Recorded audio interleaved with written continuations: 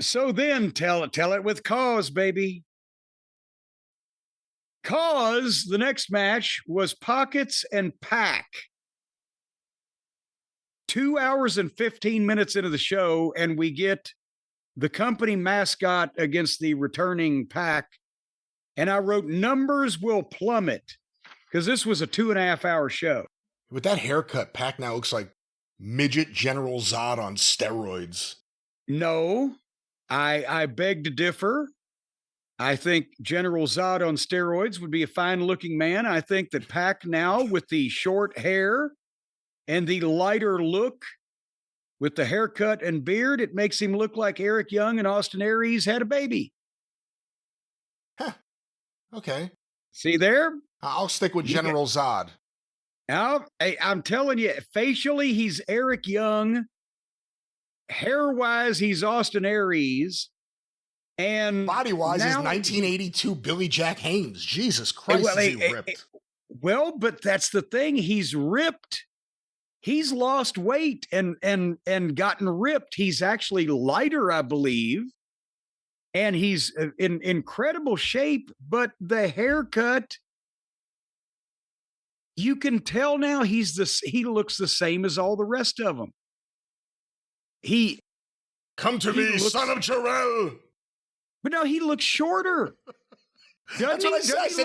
I said midget General Zod on steroids. But yeah, that's the thing. He looks like a shorter child, at least with the long hair that he would flip down through and look through, in front of his face. It was just something, but he looks like a young guy with regular hair now, but hell of a body. Did you see their promo earlier in the night? The Death Riders, minus Moxley, did a promo. I've passed that out of my memory. Oh, it was so embarrassing. You should have seen it because they're all standing there trying to look bad. And clearly they've rehearsed who comes in when. Because it was like, I'll stop talking. And then the next person just jumps in looking right at the camera like, and now it's my turn to say something that almost sounds natural. And now I will say something. It was bad. Daniel Garcia is so bad at these kind of things, but that was building up this match here.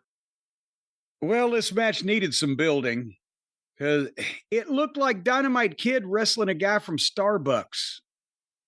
Again, this fucking guy has been off for 6 months with an injury or whatever, but he comes back. And he's in incredible physical shape, hair choices aside. He has to go 15 minutes with the mascot? What the fuck? How do they think anybody is going to get over? And then, not only that, to be quite honest, he got beat. They put the mascot, this little buggy whip armed fucking nebbish, beats Pac, looking like a goddamn badass. The finish was Pac rolled out and crawled away. He was crawling away from Pockets, trying to avoid, please don't hurt me anymore, Mr. Pockets. And they go into the stands to this exact place where then suddenly Pac gives Pockets a tombstone on the bleachers, on the risers. One would think that would be the end of Pockets, but no. Pac tries to go back to the ring, but he looks down and Darby Allin behind him has chained his ankle to the railing of the risers.